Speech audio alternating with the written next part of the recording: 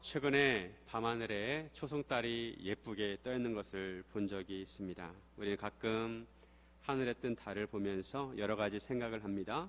추석에 보름달이 뜨면 그처럼 풍요로울 수가 없습니다. 1년 농사를 마치고 추수를 한 곡식으로 가족들과 함께 맛있는 음식을 만들어 먹으면서 동네 사람들과 잔치 같은 시간을 보냅니다. 흔히 추석에 하는 말이 더도 말고 덜도 말고 한과에만 같아라 라고 말을 합니다. 오곡백과에 풍성한 음식을 차려놓고 즐거운 놀이를 하면서 보내면 그보다 더 행복한 시간이 없습니다. 요즘 우리나라는 역사적으로 가장 잘 사는 그런 시대가 되었습니다. 하지만 과거 우리나라 사람들은 대체로 가난한 삶을 살아서 끼니 걱정을 하였습니다. 그런데 추석만큼은 음식이 풍성해서 마음껏 먹고 사람들과 즐거운 시간을 보냈습니다. 그처럼 앞으로도 인생을 한가위처럼 보내고 싶다는 말입니다. 여러분의 인생에서 가장 행복한 시절은 언제였습니까? 한 개인의 인생에서 전성기라고 할 수 있는 시간이 있습니다. 자기가 뜻하는 것들을 이루고 하는 일마다 잘 되고 가정이 평안하고 마음이 즐겁고 행복한 시절이 있습니다. 오늘 본문은 다윗의 태평성대 시대라고 할 수가 있습니다. 사람은 누구나 태평성대를 누리고 형통한 삶을 살고 싶어 할 것입니다. 자기가 뜻한 바를 이루고 행복한 시간을 보내고 싶어 할 것입니다. 우리 성도로서 형통한 삶을 살아야 합니다.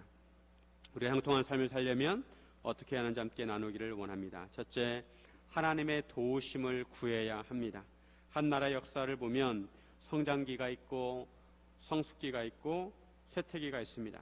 다윗이 온 이스라엘 왕이 되어 통치하는 이스라엘은 이제 본격적인 성장기에 돌입하게 되었습니다. 이스라엘 역사에서 가장 활발한 시기라고 할 수가 있습니다. 이처럼 이스라엘이 활발하게 성장하는 데는 하나님의 도우심이 있었기 때문입니다. 우리도 무슨 일을 하든지 우리 힘만으로는 안 되고 하나님의 도우심이 절대적으로 필요합니다. 그러기에 우리는 언제 어디서든지 무슨 일을 하든지 하나님의 도우심을 구해야 합니다. 다윗은 하나님을 위해서 집을 짓고 싶었지만 하나님의 허락을 받지 못했습니다. 대신에 하나님께서 다윗을 위하여 집을 지어주신다고 하셨습니다. 그리고 다윗에게 영원한 언약을 주셨습니다. 다윗은 사울 다음으로 이스라엘 왕이 되었고 하나님께서 인정하시는 왕이 되었습니다. 이제 다윗은 이스라엘 왕으로서 활동을 하게 됩니다.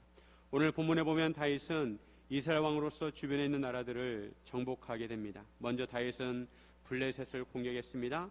1절에 보시면 그 후에 다윗이 블레셋 사람들을 쳐서 항복을 받고 블레셋 사람들의 손에서 메덱 암마를 빼앗으니라. 블레셋은 지금까지 이스라엘을 오랜 세월 동안 끈질기게 괴롭혔던 족속입니다.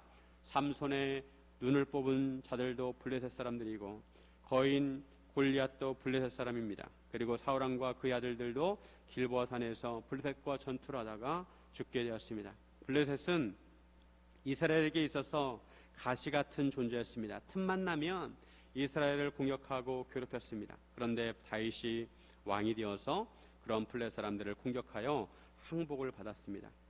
지금까지 이스라엘은 방어적인 자세를 취했습니다. 주변에서 공격을 해오면 방어를 하는 시기였습니다. 그런데 다윗은 블레셋을 공격을 하였습니다. 왜냐하면 언약의 땅을 차지해야 하기 때문입니다. 그리고 블레셋을 정복하고 그들 손에서 메덱 암마를 빼앗았습니다. 메덱 암마에 대해서 잘 알려지지 않았지만 중요한 장소였던 것 같습니다. 이로써 다윗이 블레셋을 평정하게 되었습니다. 더 이상 블레셋은 이제 이스라엘의 적수가 되지 않았습니다. 또한 다윗은 모압을 공격했습니다. 2절에 보시면 2절 말씀 같이 한번 읽습니다. 다윗이 또 모압을 쳐서 그들로 땅에 엎드리게 하고 줄로 재어 그 둘 길이의 사람은 죽이고 한 줄 길이의 사람은 살리니 모압 사람들이 다윗의 종들이 되어 조공을 드리니라. 모압을 공격해서 모압 사람들을 잡아서 그들을 땅에 엎드리게 했습니다. 2절에 보면 두 줄 길이의 사람은 죽이고 한 줄 길이의 사람은 살렸다고 말씀합니다.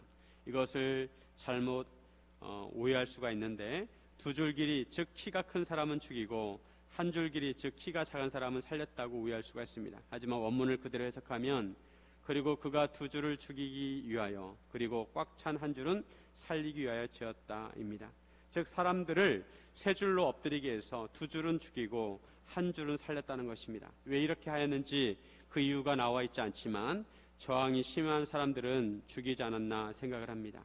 블레셋이나 모압이나 다윗이 사울왕을 피해 다닐 때 신세를 지기도 하고 여러 이해관계가 있었습니다. 하지만 다윗은 이제 이스라엘 왕으로서 통치를 하고 있습니다.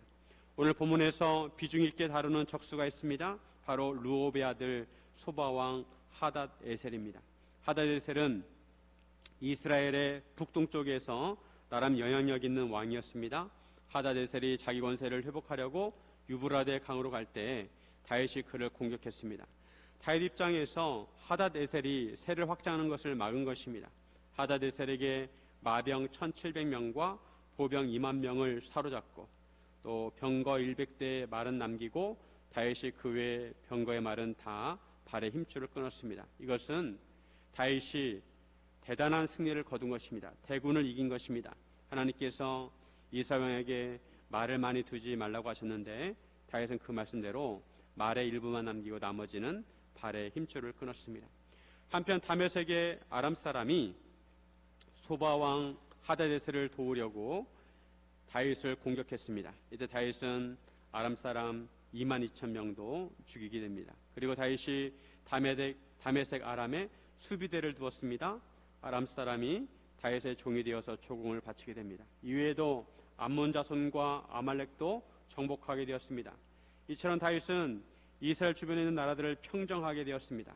이스라엘 백성이 여호수아 시대에 가나안 땅을 정복하고 각 지파별로 땅을 분배받게 되었습니다. 그때는 가나안 땅에서 가나안 민족들을 완전히 몰아낸 것이 아니라 거점들만 정복을 했습니다. 그리고 나머지 가나안 사람들은 각 지파들이 분배받은 땅에서 몰아내도록 하였습니다.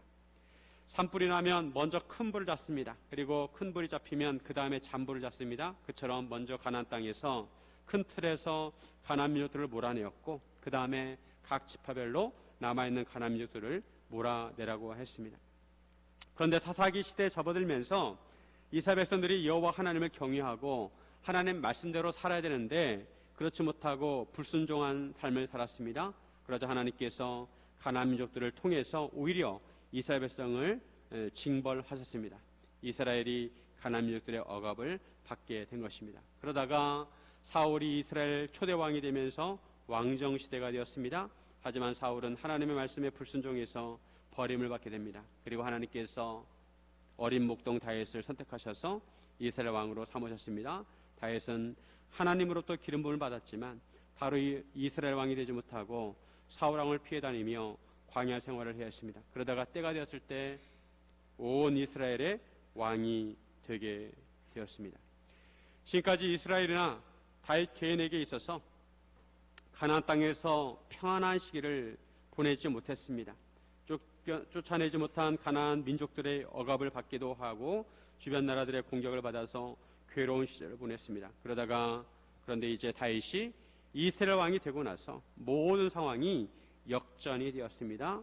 이전에는 이스라엘이 공격받고 두들겨 맞기만 했다면 이제는 부강한 나라가 되어서 주변에 있는 나라들을 평정하였습니다. 이처럼 다윗 왕이 주변 나라들을 평정할 수 있었던 것은 바로 하나님께서 다윗과 함께 하셨기 때문입니다.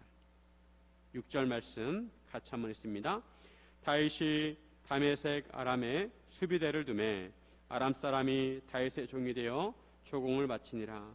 다윗이 어디를 가든지 여호와께서 이기게 하시니라. 마지막에 보면 다윗이 어디를 가든지 여호와께서 이기게 하시니라. 어떻게 다윗이 가는 곳마다 승리할 수 있었을까요? 그것은 하나님께서 다윗과 함께 하셨고 다윗을 이기게 하셨기 때문입니다. 다윗은 하나님의 마음에 합한 자였습니다. 하나님과 이스라엘 왕과의 관계가 좋은 관계였습니다. 다윗이 이스라엘 왕으로서 이스라엘의 진정한 왕이신 여호와 하나님의 뜻을 살피고 하나님의 뜻대로 이스라엘을 통치하려고 하자 하나님께서 다윗을 통하여 이스라엘을 부강하게 하신 것입니다. 그래서 가는 곳마다 승리하게 하셨습니다. 이것이 하나님께서 원하시는 이스라엘의 모습이었습니다. 다윗이 하나님의 뜻대로 하나님의 말씀대로 통치를 하자 하나님께서 다윗을 흡족히 여기시고 다윗으로 하여금 승리하게 하신 것입니다. 이것이 하나님께서 바라시는 이스라엘 나라였습니다. 이것을 보면 이스라엘의 태평성대는 이스라엘 왕이 하나님과 어떤 관계를 맺느냐가 중요합니다. 이스라엘 왕이 하나님과의 관계를 잘 맺으면, 하나님의 뜻대로 통치를 하게 되면 하나님께서 이스라엘을 지켜주시고 형통하게 하시지만, 이스라엘 왕이 하나님과 관계를 소홀히 하고 하나님의 말씀대로 통치하지 않을 때 하나님께서 이스라엘을 보호해 주시지 않으신다는 것입니다. 우리 인생도 그렇습니다. 우리가 하나님과 관계를 형통하게 하면 하나님께서 우리의 삶의 주인이시기에 우리를 보호하시고 우리를 지키시고 우리를 도우셔서 이기게 하십니다. 그런데 우리가 하나님과의 관계를 소홀히 하게 되면, 우리가 하나님의 뜻을 살피지 않고 하나님의 말씀을 무시하게 되면 하나님께서도 우리를 돕지 않으십니다. 어떻게 되나 가만히 보고 계십니다. 즉 우리가 하나님과 어떤 관계를 맺는가가 우리의 삶을 결정하는 것입니다. 나는 하나님을 어떻게 생각하는가? 하나님을 나의 인생의 주인으로 모시는가? 아니면 필요할 때만 도움을 청하는가? 최근에 제가 교회를 위해서 기도할 때마다 드는 생각은 기도가 참 많이 필요하다는 생각이 듭니다. 기도가 참 많이 필요한 시기이구나. 주변에 있는 교회들을 방문하거나 목회자들의 모임에 참여할 때마다 최근에 기도에 힘쓰고 있다는 것을 종종 듣게 됩니다. 성도들의 개인적인 기도 시간에 힘쓸 뿐만 아니라 교회도 중보기도에 힘쓰고 있다는 것을 들었습니다. 많은 교회들의 예배 시간을 위해서 기도하는 중보기도팀이 있습니다. 특히 주일 예배를 위해서 중보기도를 합니다. 예배 시간에 맞추어서 말씀이 잘 선포되도록, 성도들이 온전한 예배를 드리도록, 예배가 방해받지 않도록 중보기도를 합니다. 일주일이나 40일 작정기도를 하기도 하고, 평일에도 모든 성도들이 따로 시간을 내어서 예배장에 나와서 5분, 10분이라도 기도를 하는 교회도 있습니다. 다윗이 가는 곳마다 이기게 된 것은 그 이면에 다윗이 항상 하나님 앞에 나아가 하나님의 뜻을 구하고 하나님께 기도하는 과정이 있었을 것입니다. 우리가 하나님의 도우심을 받고 싶다면 우리도 하나님의 도우심을 간구해야 하는 것입니다. 따로 시간을 떼어서 하나님께 기도를 드려야 합니다. 교회가 부흥하기를 바라고, 다음 세대가 세워지기를 바라고, 우리 가정이 평안하기를 바라고, 우리 자녀들이 믿음으로 살아가기를 바란다면 함께 모여서 기도하고 성도들로 개개인이 기도에 힘써야 하는 것입니다. 하나님의 도우심을 바란다면 기도하는 것이 당연합니다. 기도가 쌓여야 합니다. 무슨 일을 하더라도 기도에 헌신하는 사람들이 있어야 그 기도가 불씨가 되어서 하나님의 역사가 일어나는 것입니다. 우리 교회에도 여러 기도 모임이 있습니다. 우리는 기도에 좀 더 집중해야 합니다. 사랑하는 성도 여러분, 하나님의 도우심을 간구하시기를 주님의 이름으로 축원드립니다. 둘째, 하나님의 일에 열정을 가져야 합니다. 모든 일에 성공한 사람들의 공통점은 그들이 그 일에 열정을 가졌다는 것입니다. 다윗은 이런 열정을 가지고 주변 나라들을 평정했습니다. 마찬가지로 우리가 하나님의 일을 할 때도 열정을 가져야 합니다. 세상 사람들도 성공하기 위해서 열정을 가지고 일을 합니다. 우리도 하나님의 성도로서 하나님의 일을 할 때 열정을 가져야 합니다. 다윗이 하나님의 언약궤를 모셔온 것도 하나님에 대한 열정이 있었기 때문이고, 하나님을 위해서 집을 지으려고 한 것도 하나님에 대한 열정이 있었기 때문입니다. 그리고 다윗이 이스라엘 주변에 있는 나라들을 공격해서 위험 요소를 제거한 것도 열정이 있었기 때문입니다. 하나님께서 이스라엘 백성에게 가나안 땅을 주시겠다고 약속을 하셨는데 그 범위를 보면 애굽에서 유브라데까지 상당히 넓습니다. 그런데 이스라엘 역사에서 실질적으로 애굽에서 유브라데까지의 땅을 지배한 적은 없습니다. 다만 다윗이 이스라엘을 통치할 때 그 영향력은 애굽에서 유브라데까지 미치게 되었습니다. 다윗과 솔로몬 시대에 이스라엘을 통치하는 영역이 가장 넓었습니다. 그만큼 다윗에게는 하나님에 대한 열정과 열심이 있었습니다. 다윗이 하나님의 집을 짓겠다고 했지만 하나님으로부터 거절당했습니다. 그렇다고 다윗의 열심이 꺾이지 않았습니다. 하나님께서 다윗의 아들을 통해서 하나님의 집을 짓겠다고 하시겠다고 했습니다. 다윗은 이런 하나님의 말씀을 통해 다윗이 비록 직접 하나님의 집을 짓지는 못하지만 그의 아들이 하나님의 집을 잘 지을 수 있도록 만반의 준비를 하게 됩니다. 고대 전쟁을 하는 목적은 전리품을 확보하는 것입니다. 전쟁을 통해서 양식을 확보하고 전리품을 챙겨서 부를 획득했습니다. 이것이 고대 전쟁의 목적이었습니다. 다윗도 여러 전쟁을 통해서 많은 전리품을 얻게 되었습니다. 그런데 다윗은 그것을 자신이 취하지 아니하고 그것을 하나님께 드렸습니다. 다윗은 하닷 에셀의 신복들이 가진 금방패를 빼앗아 예루살렘으로 가져왔습니다. 그리고 하닷 에셀의 고을 베데와 베로데에서 매우 많은 놋을 빼앗아 왔습니다. 한편 하마드 왕 도이는 다윗이 하닷 에셀의 온 군대를 무찔렀다는 소식을 듣고 아들 요람을 다윗에게 보내었습니다. 도이는 하닷 에셀과 전쟁을 하던 사이였는데 하닷 에셀을 무찔러준 다윗이 고마워서 선물한 것입니다. 도이 아들 요람이 은그릇과 금그릇과 놋그릇을 선물로 가져왔습니다. 다윗은 전쟁의 전리품을 통해서 그리고 선물을 통해서 많은 부를 얻게 되었습니다. 그런데 다윗은 그것을 여호와께 드렸습니다. 오늘 본문 11절과 12절에 보시면 같이 한번 읽겠습니다. 다윗 왕이 그것도 여호와께 드리되 그가 정복한 모든 나라에서 얻은 은금 곧 아람과 모압과 암몬 자손과 블레셋 사람과 아말렉에게서 얻은 것들과 소바왕 르홉의 아들 하닷 에셀에게서 노력한 것과 같이 드리니라. 다윗은 모든 나라에서 얻은 은금과 전리품을 하나님께 드렸습니다. 다윗이 하나님의 집을 짓지는 못하지만 그의 아들이 하나님의 집을 지을 수 있도록 준비를 한 것입니다. 이것이 하나님을 향한 다윗의 마음이고 열정이었습니다. 다윗은 하나님의 일에 진심이었습니다. 우리도 하나님의 사역을 할 때 이런 열정이 있어야 합니다. 성경 사본 중에서 가장 권위 있는 사본은 알렙 사본 그리고 시내산에서 발견되었다고 해서 시내산 사본이라고 합니다. 이 사본을 발견한 사람은 독일의 성서학자 티센도르프입니다. 티센도르프는 성경을 사랑하는 사람이었는데 혹시 지구상에 지금까지 발견되지 못한 성경 사본이 있는가 하고 성경 사본을 열심히 찾으러 다녔습니다. 지금 지구상에 성경 원본이 발견되지 않고 있습니다. 성경 사본만 있습니다. 이 티센도르프는 이 성경 사본을 찾기 위해서 1844년 20대 나이에 애굽의 시내산 수도원에 들렀습니다. 그때 불쏘시개를 하려고 바구니에 담겨놓은 사본을 발견하게 됩니다. 그리고 1853년에 러시아 왕제 53년에 두 번째 방문을 했는데 수도원에서 그를 경계했습니다. 그리고 1859년에 러시아 왕제 알렉산드리아 2세의 후원을 받아서 세 번째 방문을 하게 되었습니다. 이때 그날까지 발견된 성경 사본 가운데 가장 권위 있는 알렙 사본을 시내산에서 발견하게 되었습니다. 티센도르프는 오래된 성서 사본을 발견한 기쁨이 너무 커서 밤을 새워가며 그 사본을 연구하였는데 후에 일기장에 쓰기를 잠자는 것은 정말 신선무독죄로 보였다고 고백을 했습니다. 너무 그 사본이 귀해서 잠자는 것조차 아까웠다는 것입니다.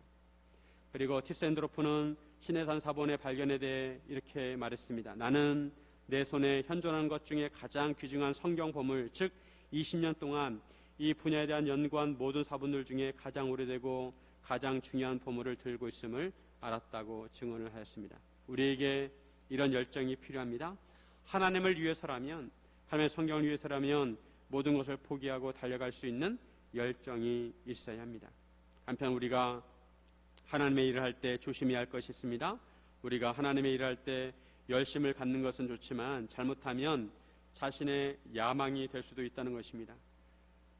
하나님에 대한 열정과 개인의 야망이 구분하기가 쉽지 않습니다.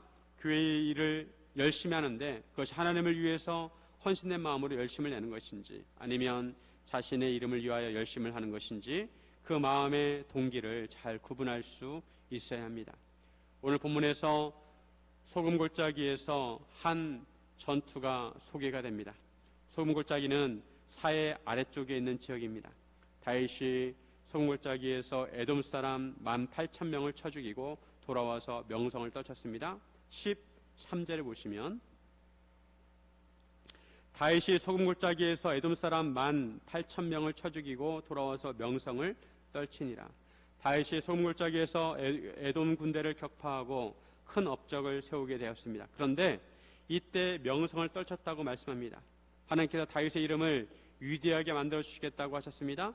이런 하나님의 언약에 의하면 다윗의 명성을 떨치는 것이 자연스럽습니다. 그런데 어떤 성경 역본에 보면 다윗이 스스로 자신의 명성을 떨쳤다고 되어 있습니다. 즉 다윗이 자신의 이름을 위하여 싸웠다는 것입니다.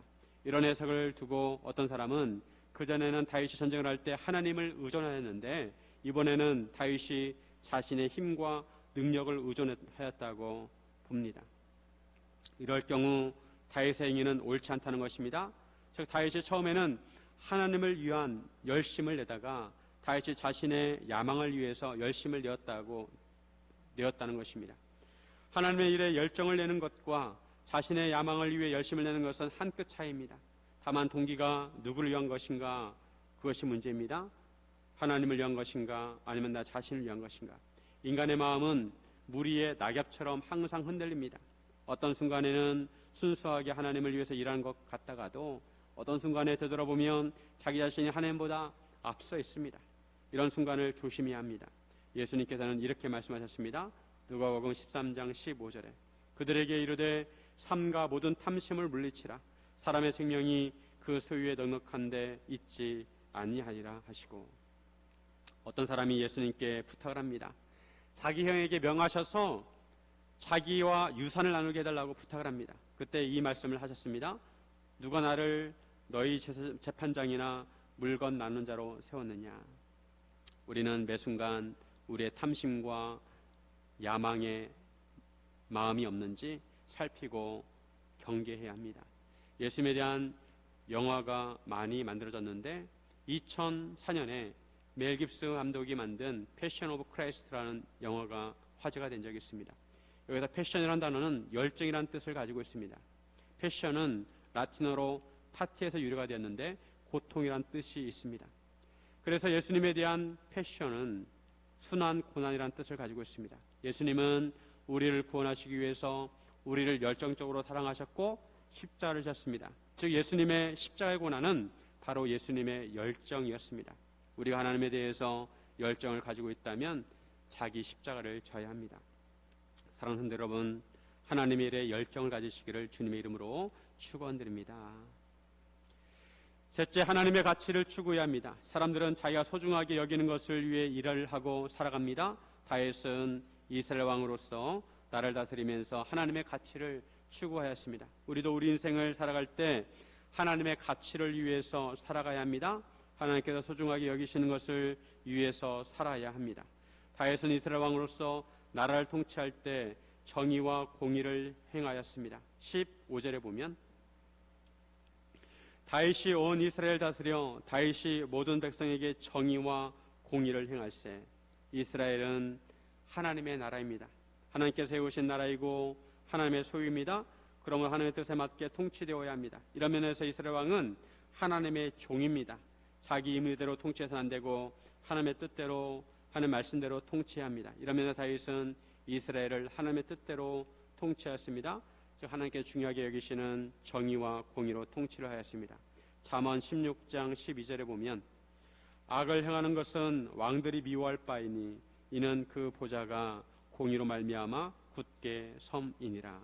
왕은 악을 행하는 것을 미워해야 합니다. 그리고 공의로 말미암아 왕의 보좌가 굳게 서게 됩니다. 왕은 정의와 공의로 통치해야 합니다. 나라의 모든 일을 하나님께서 보시기에 정의롭고 공의롭게 합니다. 정의와 공의는 통치자가 추구해야 하는 가치입니다. 그래서 이 세상에서 모든 통치자들은 자신이 정의와 공의를 추구하는 것처럼 보이도록 합니다. 겉으로는 국민들에게 정의롭고 공의롭게 통치하는 것처럼 보이게 합니다. 하지만 그 내면을 보면 정의와 공의가 아니라 개인적인 이익을 추구하고 불공정하고 정의롭지 못한 통치를 한 경우가 허다합니다. 지난 30년 동안 세계가 평화 분위기였다면 최근에는 자국 우선주의를 내세우며 각 나라마다 각자 도생을 하고 있습니다. 예전에는 나라들이 서로 연합하고 하나가 되려고 하였습니다. 그런데 이제는 미국을 비롯하여 자국의 이익을 최우선으로 하고 있습니다. 이전에는 정의와 공의, 평화가 최우선의 가치였다면 이제는 자국의 이익과 경제적 이윤이 최우선 가치가 되었습니다. 개인에 있어서도 마찬가지입니다. 공동체의 정의와 평화보다는 개인의 이익을 더 중요하게 생각합니다. 하지만 성도는 하나님의 가치를 추구해야 합니다. 가치라는 단어를 사전에 찾아보니까 이렇게 되어 있습니다. 사물이 지니고 있는 쓸모, 대상이 인간과의 관계에 의하여 지니게 되는 중요성, 인간의 욕구나 관심의 대상 또는 목표가 되는 진선 및 따위를 통틀어 이르는 말. 한마디로 말하면 중요하게 생각하고 가장 많은 관심을 갖는 것이 가치라는 것입니다. 행복을 가장 중요하게 생각하면 그 사람은 행복을 가장 가치 있게 여깁니다. 건강을 가장 중요하게 생각하면 그 사람은 건강을 가장 가치 있게 여기는 것입니다.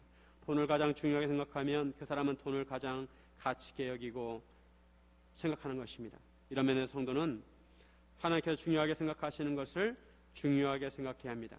하나님께서 만드시고자 하는 나라를 만들어야 하고 하나님께서 원하시는 사회와 공동체를 만들어야 하는 것입니다.